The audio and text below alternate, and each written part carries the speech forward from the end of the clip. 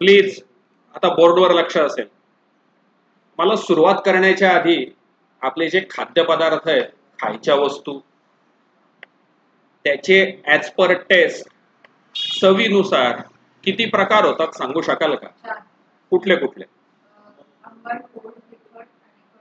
तुरट, खारट, 6. चवीनुसार वर्गीकरण करा 6. आंबट, गोड, कडू, तिखट, खारट आणि एकूण 6 झाले टोटल, बरोबर. एक्झाम्पल सांगा चला. आंबटचे एक्झाम्पल. चिंच. ते मला ना एक हॉटेलचं नाव आठवतं. त्या हॉटेलचं नाव आहे ना काहीतरी, कुठेतरी वाचलं होतं. मी सिरियसली शिकवतोय बरं का, नसेल जमत ना तर तू गेला तरी चालेल. मला त्या एका हॉटेलचं नाव आठवतं, मिरची झटका असं नाव आहे हॉटेलचं. आता त्याची मिरची झटका आहे, त्या मिरची झटका नावाच्या हॉटेलला गुलाबजाम, श्रीखंड, बासुंदी विकत मिळत असेल का? मिरची झटका नावाचं हॉटेल आहे तिथे नाही. मिरची झटकामध्ये जायचं आणि गुलाबजाम खायचा तर त्या नावाला अर्थच नाही उरला ना, बरोबर की नाही? म्हणजे जसं नाव आहे तसं काहीतरी मिळालं तर पाहिजे ना, झटका बसला पाहिजे. आता बुधा हलवाई, हलवायचं दुकान आहे. हलवायच्या दुकानामध्ये पनीर बटर मसाला मिळेल का? नाही. बुधा हलवायच्या दुकानात पनीर बटर मसाला नाही. बरं चल, मला आता अजून तू असं सांग, मी काहीतरी टू द पॉइंट शिकवतोय बरं का, मी टाइमपास शिकवत नाहीये. सूचना लक्षात घ्या, मी टू द पॉइंट शिकवतोय. Last bench. मला असं सांगाल, अजून खाद्यपदार्थाचं वर्गीकरण वेगळ्या पद्धतीने करता येऊ शकतं का? उदाहरणार्थ शाकाहार आणि मांसाहार होऊ शकतं ना. म्हणजे हा झाला सेकंड टाईप. मला वाटतं मांसाहारामध्ये पण सब टाईप होऊ शकतात. जसं फॉर एक्झाम्पल सी फूडची जात वेगळी असू शकते, ॲनिमल्सची वेगळी असू शकते. मला असं सांगाल, तुमचा जो अभ्यास आहे, तुमची जी पुस्तकं आहे, ती पण क्लासिफाईड असतात, वर्गीकृत असतात का सगळं मिळून एकच असतं? का बरं असतं क्लासिफिकेशन केलेलं? समजा तुमच्या शाळेमध्ये असं केलं तरी एक मोठा हॉल बांधायचा आणि एकच तुकडी नाही सांग का? वर्गीकरण का केलेलं असतं? लक्षात ठेवण्यासाठी सोपं जावं. अजून काय? शिकायला सोपं जावं म्हणून. म्हणजे कसं रे? हा, प्रॉपर्टीज कळाव्या म्हणून. म्हणजे तुमच्या पण शाळेमध्ये पा तुकडी अ पूर्ण संस्कृत, प अर्ध हिंदी अर्ध संस्कृत, क पूर्ण हिंदी, ड पूर्ण हिंदी, असं काहीतरी असेल ना शाळेमध्ये. म्हणजे एखाद्या विद्यार्थ्याला पूर्ण हिंदी असेल तर लक्षात येईल की हा क मध्येच आहे. याला विचारणार काय भाऊ पूर्ण संस्कृत आहे का? मग हा अ मध्येच आहे. किंवा हिला विचारणार कुठल्या तुकडीत आहे, ही म्हणणार प. आपण लगेच समजून घेणार की हिचा अर्ध अर्थ आहे. क्लासिफिकेशन केल्यामुळे त्या ऑब्जेक्टचा अभ्यास करण्यासाठी आपल्याला इझी जातं. बरोबर का चूक? समजा एखादा नवीनच पदार्थ घरी आईवडिलांनी आणला आणि त्यांनी सांगितलं अरे खाऊन बघ, दिसायला एकदम घाणेरडा आहे. तुम्ही पॅशन फ्रूट पाहिलंय का? पॅशन फ्रूट, पॅशन फ्रूट एकदा पहा, एकदम गोड असतं, फार भारी असतं. पण ते फोडल्यानंतर आहे ना एकदम शेंगडासारखं असतं. शेंबूडच, दुसरा त्याला शब्दच नाहीये माझ्याकडे, पण गोड असतं एवढं नक्की आहे. पण गोड. तुम्ही कोणीच पाहिलं नाही का पॅशन फ्रूट? पाहिलं ना, असंच असतं ना. हे वेगळं. मी तुला काय सांगतो, अक्षरशः शेंबूड, दुसरं काहीच नाही त्याला शब्द. अक्षरशः शेंबूड, पण गोड असतं एवढं नक्की. मे बी माझी इन्फॉर्मेशन चुकीची असेल, पण तसंच आहे. पायस, मला असं सांग की जर समजा घरी एखादा पदार्थ आणला आणि वडिलांनी सांगितलं हा गोड आहे, तर तुला त्याचे कॅरेक्टरिस्टिक समजले का? गुणधर्म समजले का? हो. हा क्लासिफिकेशनचा फायदा आहे. हा क्लासिफिकेशनचा फायदा आहे. आजपर्यंत तुम्ही केमिस्ट्रीमध्ये 2-3 प्रकारचे क्लासिफिकेशन पाहिलं. तुम्ही पहिलं क्लासिफिकेशन पाहिलं ऍसिड आणि बेस मध्ये, आठवतं का? एक ऍसिड असतो, दुसरा बेस असतो, असतं ना. त्याच्यानंतर अजून तुम्ही एक पाहिलं, काही मेटल आहेत काही नॉन मेटल आहेत. आणि एक तिसरी कॅटेगरी पण आहे मेटल आयड. बरोबर आहे की नाही? लाकूड काय मेटल का नॉन मेटल? लोखंड. मग आता मेटल म्हटल्यानंतर त्याच्या प्रॉपर्टी तुम्हाला लगेच कळाल्या की याच्या प्रॉपर्टी या आहेत. नॉन मेटल म्हटलं की लगेच तुमच्या प्रॉपर्टी लक्षात आल्यात. हा क्लासिफिकेशनचा फायदा आहे. मी आता गेल्या 2-3 मिनिटापासून तुम्हाला ही उदाहरणं का देतोय तर तुमच्या डोक्यात एक घुसावं की क्लासिफिकेशन का करतात ते. क्लासिफिकेशन केल्यामुळे त्या गोष्टीचा अभ्यास करायला आपल्याला सोपं जातं. इव्हन पुस्तकात पण पहा, जसं आपलं M1चं पहिलं चॅप्टर 1.1, 1.2, 1.3 तिघांचे कॅरेक्टरिस्टिक्स वेगवेगळे आहेत, तिघांच्या मेथड वेगवेगळ्या आहेत. इव्हन क्लासमध्ये किंवा शाळेमध्ये पण आणि आजपर्यंत पण तुम्ही जिकडे शिकला असाल तिकडे तुमचा जो शिक्षक आहे तो तुम्हाला शिकवताना एकाच प्रकारची उदाहरणं आधी घेतो, दुसऱ्या प्रकारची नंतर घेतो, तिसऱ्या प्रकारची नंतर घेतो. म्हणजे तो शिकवताना सुद्धा त्याचं क्लासिफिकेशन करतो का हो का नाही. हा क्लासिफिकेशनचा फायदा आहे. हे लक्षात आलं का? काय दिलंय पाल? Classification of element. मला आधी सांगाल एलिमेंट म्हणजे काय असतं?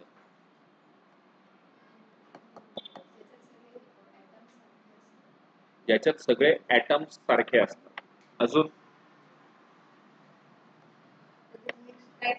मिक्स काहीच नसतं. बरोबर. अजून जसं मी आता इकडे एक नाव लिहितो H2O.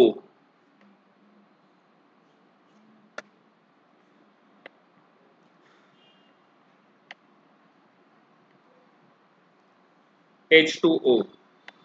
हा जो H2O आहे हा कोणाकोणापासून तयार झाला? म्हणजे याच्यात हायड्रोजनचे पण ऍटम आहेत आणि CO2. आपलं खायचं मीठ आहे पा NaCl. मग माझा प्रश्न आहे, मीठ सोडियम आणि क्लोरीन पासून तयार झालं, पण मग सोडियम कोणापासून तयार झालं? कोणापासूनच नाही. सोडियम कोणापासून तयार झाला का? नाही. मग तो बेसिक आहे. बेसिक गोष्ट आहे ती, त्याला आपण एलिमेंट असं म्हणतो की जो कोणापासूनही तयार होत नाही, तो त्याचाच आहे. क्लोरीन कोणापासून तयार झालाय का? नाही. क्लोरीन मध्ये फक्त काय सापडेल? क्लोरीन. सोडियम घेतला, एवढा सोडियम घेतला तर त्याच्यात सगळीकडे काय असणार आहे? सोडियम. एवढं पाणी घेतलं तर त्याच्यात हायड्रोजन पण असेल आणि एवढा आयर्न घेतला, लोखंडाचा खिळा ठोकळा बॉल घेतला, लोखंडाचा प्युअर आयर्न, तर त्याच्यात सगळीकडे काय असेल? मग अशी गोष्ट की जी त्याच्याच पासून बनलेली आहे, ती दुसऱ्यांपासून बनली नाही, त्यांना काय म्हणतात? Element. We have learned in the previous standard that all the atoms of an element are of only one type. कुठल्याही एलिमेंट मधले ऍटम हे एकाच प्रकारचे असतात. Today 118 element are known to scientific world. आतापर्यंत एकूण किती एलिमेंट सापडलेत? 118 फक्त. However, around the year 1800 only about 30 elements were known. इसवी सन 1800 पर्यंत, 1800 पर्यंत, आता 2024 चालू, म्हणजे आजपासून 200 वर्षांपूर्वी फक्त किती एलिमेंट माहिती होते? 30. मग हळूहळू जसे डिस्कवर्ड झाले तशी संख्या वाढली. More number of elements were discovered in the course of time. More and more information about the properties of these elements were gathered. To aid the study of such large number of elements, scientists started studying the pattern, if any, in the vast information about them. ते जे element होते ना, खूप सारे नंतर सापडायला लागले. त्यांचा काहीतरी एक अभ्यास करायला सोपं तर जावं ना, म्हणून मग त्यांनी त्याच्यात काही विशिष्ट पॅटर्न आहे का याचा अभ्यास करायला सुरुवात केली. विशिष्ट पॅटर्न म्हणजे त्यांचे काही केमिकल प्रॉपर्टीज, फिजिकल प्रॉपर्टीज, त्यांचा atomic number, atomic mass number, याच्यात काही सारखेपणा आहे का, काही वेगवेगळेपणा आहे का, याचा त्यांनी अभ्यास करायला सुरुवात केली की जेणेकरून त्यांच्याबद्दलची माहिती आपल्याला इझिली मिळेल. जसं मी थोड्या वेळापूर्वी एक एक्झाम्पल दिलं की पायसच्या वडिलांनी एक खाऊ आणला होता आणि त्यांनी एवढंच सांगितलं की हा गोड आहे, खा. तर गोड आहे म्हटल्यानंतर त्याच्या कॅरेक्टरिस्टिक्स लगेच लक्षात आल्या. म्हणून मग त्या काळातल्या शास्त्रज्ञांनी त्या एलिमेंटचं वर्गीकरण करण्याचा प्रयत्न केला. You know that in the initial classification, element were classified into the groups of metal and non-metal. सुरुवातीला क्लासिफिकेशन हे फक्त दोनच प्रकारात व्हायचं, मेटल आणि non metal. Later on, another class of element called metalloid were noticed. नंतर मेटॉलॉइड पण सापडले. As the knowledge about the element and their properties went on increasing, different scientists started trying out different method of classification. आणि मग जसं जसं हे वाढायला लागलं तसं तसं वेगवेगळ्या क्लासिफिकेशनच्या मेथड सुद्धा शोधण्याचा प्रयत्न झाला. इथपर्यंत लक्षात आलंय? या पॅरेग्राफ मध्ये आपल्याला फक्त एकच लक्षात घ्यायचं आहे की क्लासिफिकेशनची नीड काय होती, गरज काय होती आणि ते गरज सॅटिस्फाय करण्यासाठी काय काय प्रयत्न झाले. सगळ्यात मोठा पहिला प्रयत्न केला तो म्हणजे डोबे रायनरने. किती साली? 1817 साली. मला तुम्ही आधी सांगणार आहात व्हॉट इज ॲटॉमिक नंबर आणि what is atomic mass number. Atomic number म्हणजे काय, 9वीला स्टडी केलंय तुम्ही. आणि ॲटॉमिक मास नंबर म्हणजे काय?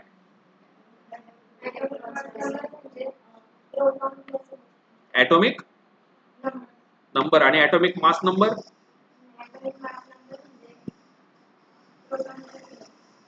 Proton plus electron. आणि ॲटॉमिक नंबर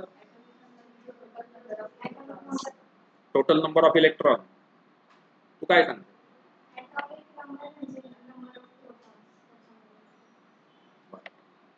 तिचं म्हणणं आहे की ॲटॉमिक नंबर म्हणजे इलेक्ट्रॉन आणि तिचं म्हणणं आहे ॲटॉमिक नंबर म्हणजे प्रोटॉन.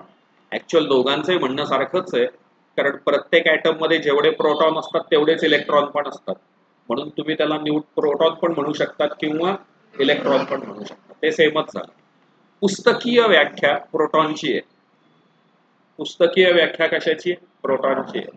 पण नॉलेज म्हणून लक्षात ठेवाल जेवढे प्रोटॉन तेवढेच इलेक्ट्रॉन, म्हणून इलेक्ट्रॉनची संख्या हा सुद्धा ॲटॉमिक नंबर म्हणून कन्सिडर करता येतो. पण पुस्तकीय व्याख्या काय सांगते? प्रोटॉन. हे बघा काय सांगितलं, मास नंबर म्हणजे काय? Proton plus neutron. आणि ॲटॉमिक नंबर म्हणजे फक्त काय? प्रोटॉन. राहील का लक्षात? ॲटॉमिक नंबर म्हणजे फक्त काय? प्रोटॉन. नक्की. आणि मास नंबर म्हणजे काय? Proton plus neutron. नक्की ना? In the year 1817, a German scientist, Dove Reiner, suggested that properties of element are related to their atomic masses. He line important आहे. डोवे रायनरच्या म्हणण्यानुसार प्रत्येक एलिमेंटच्या प्रॉपर्टी ह्या त्याच्या मास नंबरवर डिपेंड असतात. मास नंबर बदलला तर प्रॉपर्टी पण काय होतील? बदलतील, असं डोवे रायनरचं म्हणणं होतं. He made group of 3 element each. त्याने कितीचे ग्रुप केले? कसे केले? Having similar chemical properties and called them triads. ज्यांच्या प्रॉपर्टी सारख्या आहेत अशा एलिमेंटचे त्याने कितीचे गट केले? 3 आणि त्या 3च्या गटला त्यांनी नाव दिलं triad. He arranged the 3 element in triad in an increasing order of atomic mass. काय केलं त्याने? पाल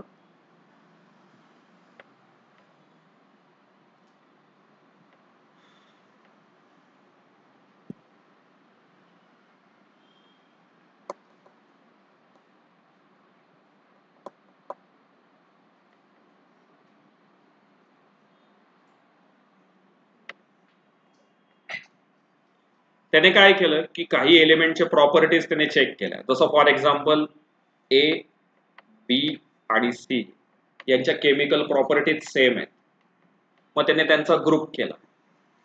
ग्रुप केल्यानंतर उदाहरणार्थ फॉर एक्झाम्पल ए चा ॲटॉमिक नंबर आहे 2, बी चा ॲटॉमिक नंबर आहे बी चा ॲटॉमिक नंबर मी घेतो 5 आणि याचा ॲटॉमिक नंबर मी घेतो 8. त्याने काय केलं, पहिल्यांदा 3-3चे गट केले. गट केल्यानंतर मांडणी कशी केली, चढत्या क्रमाने, increasing order of their atomic मास. आधी ग्रुप करायचा. ग्रुपमध्ये किती एलिमेंट असतील, 3. या तिघांचे प्रॉपर्टी कशा असतील, सेम, सारख्या. मांडणी करताना कसे मांडायचे, लहानपासून मोठ्यापर्यंत, स्मॉल टू बिग. लहान, मग थोडा मोठा आणि मग मोठा, अशी मांडणी केली. त्याच्या काय लक्षात आलं, and showed that atomic mass of the middle element, जो मिडल एलिमेंट आहे त्याचा ॲटॉमिक मास हा वॉज अप्रॉक्सिमेटली इक्वल. हा कोणाच्या इक्वल असतो, mean of the atomic mass of other 2 element. मागच्या वर्षी आपल्याला मीन होतं, आठवतं का मीन कसा काढतात. समजा या 3 संख्या दिल्या आहेत, 2, 5 आणि 8. यांचा मीन कसा काढायचा, का सकल, काय काय 2 ने डिवाइड करून, हा, सम ऑफ ऑब्झर्वेशन अपॉन नंबर. तू जे सांगते ते मेडियन आहे. आता आपल्याला पहिल्याचा आणि तिसऱ्याचा काय काढायचा आहे, मीन. कोणाकोणाचा, पहिल्याचा आणि तिसऱ्याचा. तिने डेफिनेशन काय सांगितली, सम ऑफ ऑब्झर्वेशन म्हणजे ए प्लस सी करायचं, divided by number of observation. किती ऑब्झर्वेशन घेतले आपण, ए आणि सी चाच काढतोय ना. 3 असेल तर कसं करावं लागेल, ए प्लस बी प्लस सी अपॉन. पण डोबे-रायनरचं म्हणणं काय होतं, डोबे-रायनरचं म्हणणं असं होतं की जर आपण 3 एलिमेंट घेतले की ज्यांच्या प्रॉपर्टी सेम आहेत आणि हे आपण चढत्या क्रमाने मांडले, म्हणजे increasing order of their atomic मास मांडलं, तर पहिल्याचा आणि तिसऱ्याचा काय काढायचा, मीन. तो कोणाच्या इक्वल येईल, मधल्याच्या इतका येईल. राहील का लक्षात. त्याचं काय म्हणणं होतं की चढत्या क्रमाने मांडा, पहिल्याचा आणि तिसऱ्याचा मीन घ्या, तो अप्रॉक्सिमेटली कोणाच्या इक्वल येतो, मधल्याच्या इक्वल येतो. हे त्याने शो करून दाखवलं, हे त्याने शो केलं. म्हणजे समजा ए चा ॲटॉमिक मास आहे 2, सी चा ॲटॉमिक मास आहे 8, तर बी चा किती निघेल माहितीये का, 2 + 8 अपॉन 2 म्हणजे 10 अपॉन 2 इक्वल टू किती निघेल, हे त्याने सिद्ध करून दाखवलं. त्याने काय केलं, या सगळ्या प्रकारात 3-3च्या जोड्या तयार केल्या. पुढे पुस्तकामध्ये ते एक्झाम्पल दिलेले आहेत आपल्याला. काय केलं पहा त्याने इकडे 3 एक्झाम्पल दिलेत, लिथियम, सोडियम आणि पोटॅशियम. इथे पण 3 आहेत आणि इथे पण 3 आहे. किती कितीच्या जोड्या केल्या, 3-3च्या. काय काय घेतला, लिथियम, सोडियम आणि पोटॅशियम. लिथियमचा ॲटॉमिक नंबर किती आहे, ॲटॉमिक मास नंबर 6.9 आहे. त्याच्यानंतर सोडियमचा 23 आहे, सोडियमचा किती आहे, 23. आणि पोटॅशियमचा दिला आहे 39.1. कोणाकोणाचा मीन काढायचा, पहिल्याचा आणि तिसऱ्याचा, म्हणजे 6.9 प्लस 13.9 अपॉन 2. या दोघांची ऍडिशन करा, किती,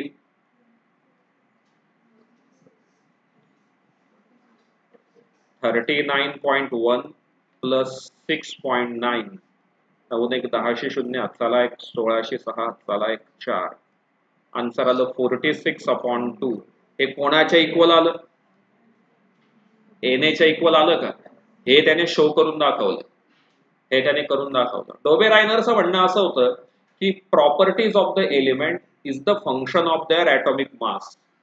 प्रॉपर्टीज ऑफ द एलिमेंट, कुठल्या property, chemical properties of the element, हे कोणाचं फंक्शन आहे, त्याच्या मासचं फंक्शन आहे. मास बदललं, मास नंबर बदलला तर काय होईल, प्रॉपर्टी पण चेंज होतील. मग त्याने काय केलं, ज्यांच्या प्रॉपर्टी सेम आहेत त्याने त्यांना एकत्र केलं. एकत्र केल्यानंतर किती कितीचे ग्रुप केले, 3-3चे, म्हणून त्याला नाव दिलं ट्रायड. व 3-3चे ग्रुप केल्यानंतर त्याने त्याची मांडणी चढत्या क्रमाने केली, increasing order of their atomic मास केलं. आणि त्याने असं शो केलं की पहिल्याचा आणि तिसऱ्याचा जर मीन काढला तर तो अप्रॉक्सिमेटली कोणाच्या इतका निघतो, मधल्याच्या इतका निघतो. कन्सेप्ट समजली नक्की, काही डाऊट. मला सांगाल, आपल्या संगीतात गायन किती स्वर असतात, सा रे ग म प ध नी. 8वा कोण येतो, परत सा येतो. म्हणजे पहिला आणि 8वा याच्या प्रॉपर्टी सेम आहेत का डिफरंट आहेत? पहिल्याच्या आणि आठव्याच्या प्रॉपर्टी सा रे ग म प ध नी नंतर पुन्हा सा आला, पुन्हा तेच सुरू होईल. म्हणजे पहिल्याच्या आणि आठव्याच्या प्रॉपर्टी सेम. मग दुसऱ्याच्या आणि कितव्याच्या प्रॉपर्टी सेम? थांबा एक मिनिट.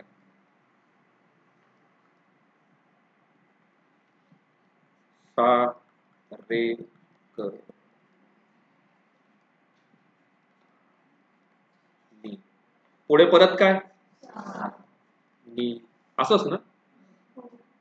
तर नाही, मला येत नाही बरं का, तुम्हाला येतं तर पाहावं. जाऊ द्या, पण हे तर कळालं का पहिल्याच्या आणि आठव्याच्या प्रॉपर्टी सेम असतात. याच्यानंतर दुसरा भावड्या जन्माला आला, त्याचं नाव आहे न्यूलँड. दुसरा प्रयत्न क्लासिफिकेशन ऑफ एलिमेंट मध्ये दुसरा प्रयत्न कोणी केला? न्यूलँड नावाच्या शास्त्रज्ञाने केला. Newlands law of octave. Octave म्हणजे 8. तुम्ही ऑक्टेट हा शब्द शिकला असाल. ऑक्टेट म्हणजे काय? 8. त्याच्यापासून हा शब्द आला.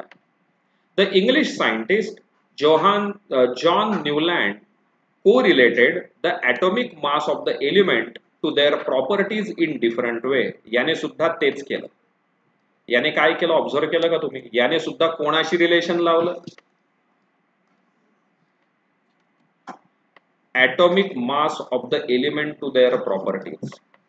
म्हणजे याचं सुद्धा म्हणणं काय होतं? प्रॉपर्टी या कोणावरती डिपेंड करतात? atomic mass वरच. इन अ डिफरंट वे. मात्र त्याने थोडा पद्धत वेगळी वापरली. In the year 1866, Newland arranged the element known at that time in an increasing order of their atomic mass. त्याने पण दुसरा प्रकार तोच केला. त्याने त्या डोवेरायनरने पण इन्क्रीजिंग मध्ये घेतलं होतं. फक्त इन्क्रीजिंग मध्ये घेताना त्यांनी 3-3चे ग्रुप करून घेतले. याने तसं नाही केलं. याने काय केलं? त्या काळात जेवढे एलिमेंट माहिती होते तेवढे सगळे एलिमेंट इन्क्रीजिंग ऑर्डर मध्ये आधी मांडून घेतले. सगळेच्या सगळे मांडून घेतले इन्क्रीजिंग ऑर्डर मध्ये. त्याच्या काय लक्षात आलं? It started with the lightest element hydrogen and ended up with thorium. त्या काळात जेवढे एलिमेंट माहिती होते त्यातला जो सगळ्यात छोटा लाइटेस्ट हलका जो एलिमेंट होता हायड्रोजन, त्याच्यापासून सुरुवात केली आणि शेवट कुठे केला? थोरियम पर्यंत. ही फाउंड दॅट, त्याच्या काय लक्षात आलं? Every 8th element had properties similar to those of the first. त्याच्या असं लक्षात आलं पहिल्या एलिमेंटच्या प्रॉपर्टी आणि 8व्या एलिमेंटच्या प्रॉपर्टी या कशा असतात? सेम असतात. For example, sodium is the 8th element from lithium and both have similar properties. Sodium आणि लिथियम यांच्या प्रॉपर्टी सेम आहेत. सोडियम हा लिथियम पासून कितवा एलिमेंट आहे? 8वा, आणि त्याला त्याच्या प्रॉपर्टी सेम सापडल्या. Also, magnesium shows similarity to beryllium and chlorine shows similarity to fluorine. Newland compared this similarity with the octaves in music. He called the similarity observed in the 8th and the 1st element as law of octaves. त्याला या ज्या similarity आहेत या संगीतातल्या 7 स्वरांसारख्या जाणवल्या, म्हणून त्याने याला लॉ ऑफ ऑक्टिव्ह असं नाव दिलं. मित्र आणि मैत्रिणींनो, भारतीय संगीतामध्ये आपण सारे ग म प ध नी हे वापरतो, पण पाश्चात्य संगीतामध्ये सारे ग म प ध नी नाहीये. तिकडे वेगळी नावं आहेत. तिकडे ही नावं आहेत डो रे मी फ सो ला. तिकडची नावं थोडी वेगळी आहेत, पण तिकडे पण 7च स्वर आहेत. तिकडे पण किती स्वर आहेत? 7च. 7चा तिकडे डो आहे, रेचा रेच आहे, ग चा मी आहे तिकडे. त्याने काय केलं? त्याने त्या काळातले जेवढे एलिमेंट माहिती होते त्याने ते सगळे चढत्या क्रमाने मांडले ॲटॉमिक मास नंबर नुसार. प्रॉपर्टीज ऑब्झर्व केल्या. त्याच्या असं लक्षात आलं पहिल्याच्या आणि 8व्याच्या प्रॉपर्टी सेम आहे आणि म्हणून त्याने त्याला लॉ ऑफ ऑक्टिव्ह असं नाव दिलं. कन्सेप्ट कळाली? मला थोडा आउट ऑफ द सिलेबस प्रश्न विचारायचा आहे. नियम कसे असतात? ते ऑलवेज ट्रू राहिले पाहिजेत का कधी कधी फॉल्स झाले तरी चालतील? नियम हा ऑलवेज ट्रूच पाहिजे का कधी चुकला तरी चालतो? चुकला तरी चालतो? मग काय त्या नियमाला अर्थच उरला नाही. चुकला तर चालणारच नाही. चुकीला माफी नाही, लक्षात ठेवा. हो ना? नियम चुकला तर चालणार नाही, तर मग त्या नियमाला अर्थच उरत नाही. आपल्या सायन्समध्ये पण तसंच आहे. आपले जे शास्त्रज्ञ लोक असतात ना, एखाद्या भाऊने जर काही शोधून काढलं तर ते पहिल्यांदा टेस्ट करून पाहतात. ते म्हणतात दाखव, सिद्ध करून दाखव, हे खरं आहे का खोटं आहे, मगच आम्ही त्याला मान्यता देऊ. म्हणजे तो नियम खरा आहे का खोटा हे पडताळून पाहतात. आता मला सांगा, हा डोबेराय, हा न्यूलँड किंवा तो डोबेरायनर जर हुशार असता, म्हणजे हुशार होतेच डेफिनेटली, मी म्हणेल हुशार होतेच ते, पण त्या काळाच्या ज्ञानानुसार ते हुशार होते. तुमचं मत काय? विज्ञान आतापर्यंत जेवढं समजलेलं आहे तेवढं 100% बरोबर आहे का भविष्यात मॉडिफिकेशन पण होऊ शकतात? होऊ शकतात ना. मग हे दोघं जण त्या काळात करेक्टच होते, पण नंतरच्या काळामध्ये जसे जसे शोध लागायला लागलेत ना, तसे तसे यांनी बनवलेले नियम हे चुकीचे ठरले. त्याला आपण आपल्या पुस्तकाच्या भाषेमध्ये लिमिटेशन्स असं म्हणतो. Limitations were found. त्याला आपण पुस्तकाच्या भाषेत काय म्हणतो? लिमिटेशन. शॉर्ट नोट आहे याच्यावरती, limitations of Newlands law of octave, अशी लिमिटेशन, अशी एक शॉर्ट नोट येऊ शकते की त्याचं काय चुकलं किंवा त्याच्या या नियमात काय काय दोष होते. समजा तुमच्या वर्गात 56 पोरं आहेत आणि 56 खुर्च्या आहेत. प्रत्येकाला खुर्ची वाटून दिली आहे. खुर्ची क्रमांक 23. काही डाऊट? Last bench. तुम्हाला खुर्च्या वाटून दिल्या आहेत. खुर्ची क्रमांक 23, 24, 25. एका खुर्चीवर किती जण बसतील? एकच. प्रॉपर्टी सेम आहे म्हणून एकच खुर्ची द्यायची नाही. एका जागेवर किती जण बसतील? एकच ना. प्रॉपर्टी सेम आहे म्हणून एका खुर्चीवर 2 जण बस, असं चालतंय का? नाही चालत. Many limitations were found in Newlands octaves. This law was found to be applicable only up to calcium. हा लॉ कुठपर्यंत योग्य ठरला? कॅल्शियम पर्यंत. त्या काळातले जे एलिमेंट होते त्याने त्याची मांडणी चढत्या क्रमाने केली, मात्र हा लॉ कुठपर्यंत त्याला खरा ठरला? कॅल्शियम पर्यंतच खरा ठरला. दुसरं,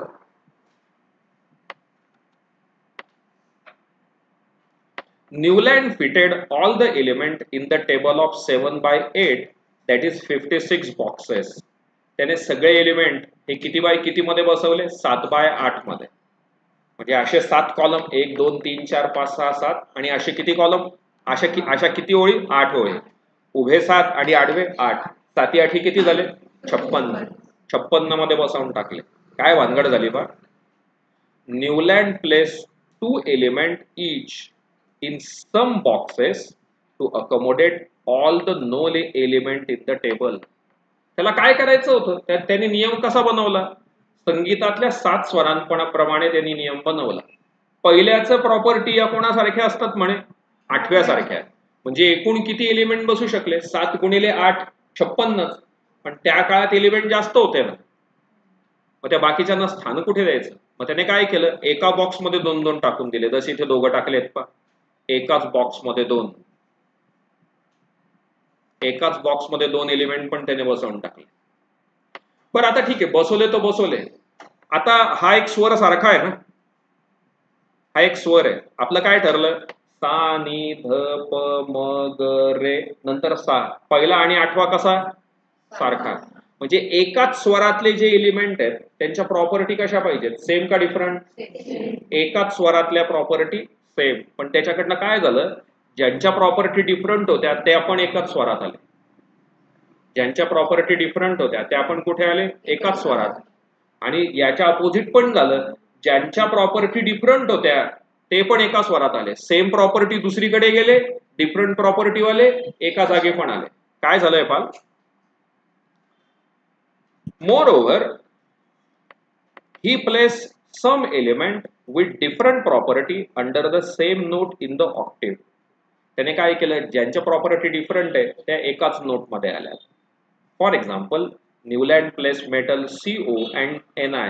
CO म्हणजे कोबाल्ट आणि nickel under the note do along with halogen, while Fe having similarity with CO and Ni away from them along with the element O and S under the note T. ज्यांच्या property different ते एका ठिकाणी आले, ज्यांच्या property same ते वेगवेगळ्या ठिकाणी चालले गेले. Also, Newland's octaves did not have provision to accommodate the newly discovered element. त्याच्या या ऑक्टेटमध्ये जे नवीन सापडले जाणारे जे एलिमेंट आहेत त्यांना सामावून घेण्यासाठी जागाच नव्हती, कारण 56च बॉक्स ना, 57, 58, 59, 60 नवीन शोधले गेले तर त्यांना बसण्यासाठी जागा तर पाहिजे ना, ती त्याच्याकडे जागाच नव्हती. The properties of the new element discovered later on did not fit in the Newlands law of octave. नंतर जे अजून एलिमेंट शोधले गेले त्यांना मात्र न्यूलँडचा नियम लागू पडला का? नाही. हे न्यूलँडने तयार केलेल्या नियमातले काय होते? दोष होते, त्याचे लिमिटेशन्स होते. कन्सेप्ट समजली? चला 2-3 पॉइंट रिपीट करूया. दोन्ही ठिकाणी ॲटॉमिक मास नंबर आहे, दोन्ही ठिकाणी इन्क्रीजिंग ऑर्डरच आहे. डोबेरायनर मध्ये 3-3चे ग्रुप करायचे, इथे तसे ग्रुप नाहीये. डोबेरायनर मध्ये पहिल्याचा आणि तिसऱ्याचा मीन काढायचा आहे, तो कोणाच्या इक्वल आला पाहिजे? मधल्याच्या इक्वल आला पाहिजे, असं डोबेरायनरने सांगितलं. न्यूलँडने काय सांगितलं? सर्व एलिमेंट चढत्या क्रमाने मांडा. पहिल्याच्या आणि 8व्याच्या प्रॉपर्टी कशा असणार आहेत? सारख्या. ज्यांच्या प्रॉपर्टी आहेत ते एकाच नोटमध्ये येतील. परंतु या भानगडीत काय झालं? 56 बॉक्स तयार झाले आणि म्हणून काही एलिमेंट समाविष्ट करण्यासाठी एकाच ठिकाणी 2-2 एलिमेंट पण त्याला टाकावे लागले. अजून काय घडलं? एकाच नोट मधल्या एलिमेंटच्या प्रॉपर्टी सेम पाहिजेत, तर तिथे चुकून डिफरंट वाला पण येऊन गेला आणि ज्याच्या प्रॉपर्टी सेम आहे तो सुद्धा दुसरीकडे गेला. अजून काय झालं?